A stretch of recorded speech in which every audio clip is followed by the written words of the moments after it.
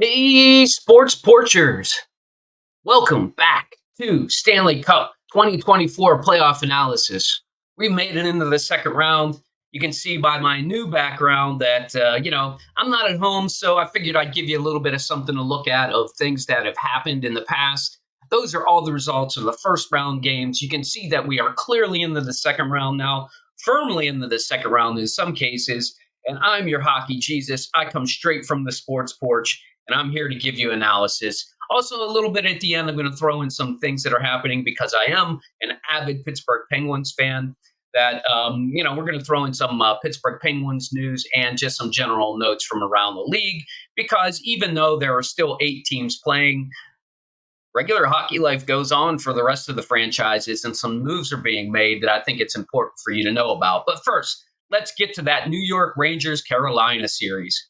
My God, the New York Rangers, don't they just love playing in these tight games?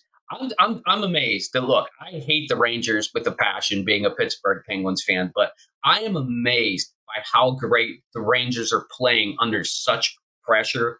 To win 7 in a row is an accomplishment for anybody in the playoffs.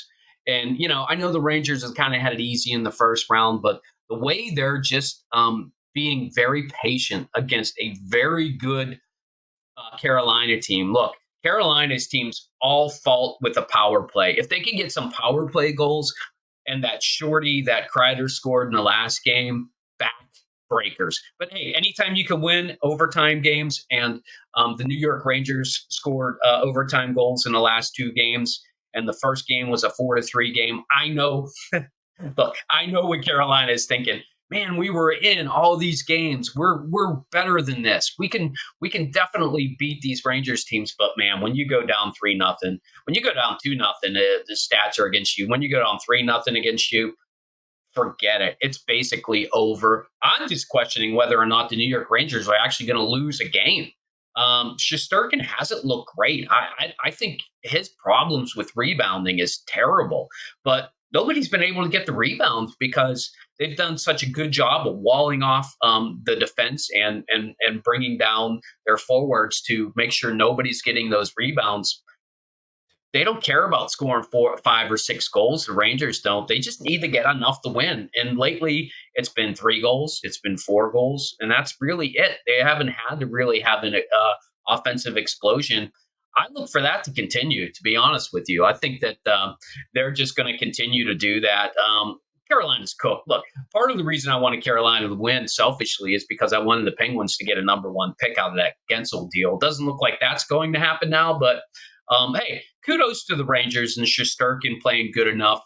And Vinny Trocheck just taking it to his Carolina team. And he doesn't seem bitter about it. He's just like, I just think he got free energy to be able to do whatever it is he wants in New York.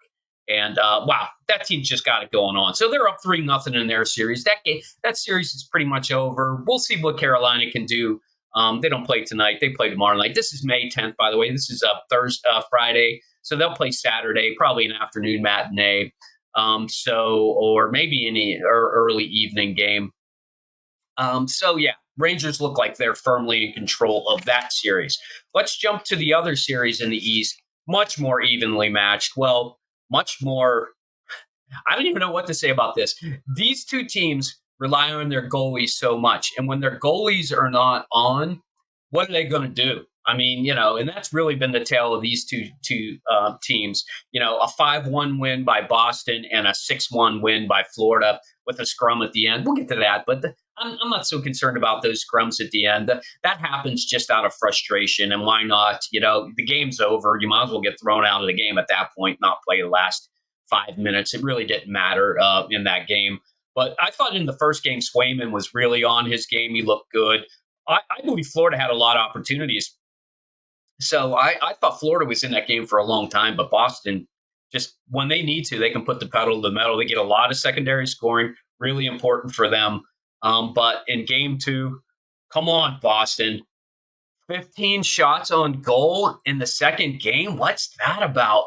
I mean, I know Florida's pretty good defensively, but Really, only 15 shots on goal. You can't expect to win any games with only 15 shots on goal. And Swayman wasn't great. Omar probably come in. They don't mind being the tag team goalie tandem that they are. So I don't know. This one looks destined to go 6 or 7. To be honest with you, um, series shifts back to Florida. Oh God, got to deal with those rats on the ice. Actually, I think to Florida. They just came out of Florida. Sorry, Siri, we're not going to Florida. Although I'd like to go to a game and actually go watch Florida and Boston play. But they're moving the game up to Boston. Rats were flying on the ice. Hate the rats on the ice, by the way. Another thing that I think that Florida can do without. I know it's almost like the catfish in Nashville and the octopus, the original octopus from Detroit. But whatever, they can throw their rats. I guess I hate them. I'm not gonna be a fan of those rats no matter what. Let's jump to the West. Look, the West is really Edmonton and Vancouver just getting underway. Let's hit that game. Let's hit that series first. What the hell, Edmonton? A 4-1 lead, and you lose 5-4. I mean, Vancouver, to me, I can't explain what's going on there. They are such a quick study. They're a very smart team, and I think that's Tocchet. He's just allowing them to figure it out. And you know what? In a 7-game series, to do what they did in the first game, Draisaitl doesn't look like he may even play in the second game, and McDavid, they didn't shut him down, but they let the other guys do all the scoring. I mean, Cody Ceci scored a goal. Ugh. But I mean, Sheloff, he's all right, but Skinner, he's just not good enough. And I think for some reason, I think Edmonton thinks that when they have a 4-1 lead, they can just sit back and let Skinner stop goals. Skinner's not stopping goals. He's not that good. They have to think about scoring 5 or 6 goals every night if they're going to want to beat this Vancouver team. Look, I still think Edmonton can come back. I think they're talented enough. Without Draisaitl, it could be more of a challenge, but Hyman's been incredible for the Edmonton Oilers. He's just been great. Leads the league in scoring goals in this postseason. So I don't know. I think this is going to be a better battle than I thought. When I saw Edmonton go up, me and my son. By the way, I'm wearing my Temple shirt because my son just graduated from Temple. Congratulations to all the Temple grads and here in Philly. That's why I've got the background on. Also, I'm not at home, so I'm here celebrating some graduation stuff with Temple. But look, we were out watching the game at a great cigar bar, Ashton Cigar Bar in Philadelphia. If you're here, go. It's packed 24/7 all the time. We were there watching. They turned the hockey game on, and we left after the second period because we were like, well, we left when it was 4-1. So I know that Vancouver scored right before the end of the second period to make it 4-2. But Vancouver's resilient. You can't count them out. And Edmonton's got to remind themselves of that.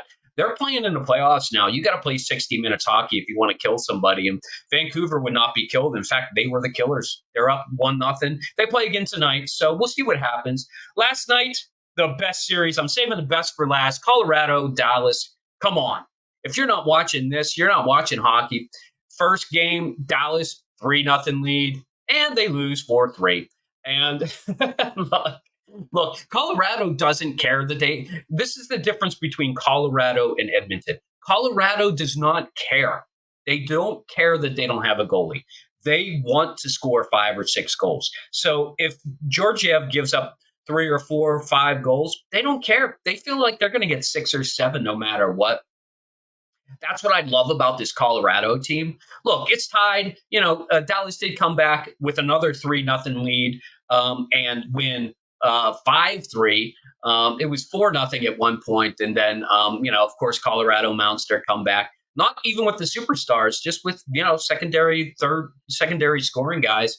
They cut it to 4-3. And they did it by pulling the goalie. It was 4-2, 4-3. They pulled the goalie with like 3.5 minutes left.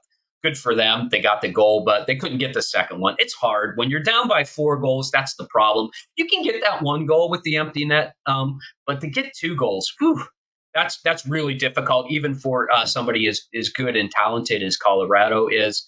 In some ways, it felt like It felt like Dallas lost that game, even though they won that game because of all the goals that was scored by Colorado and the stress that happened in the third period. But look, Dallas is 1-1. They're coming to Colorado. Colorado's not been great at home. I know in the regular season they have been, but it'll be interesting to see what happens when they go to Colorado.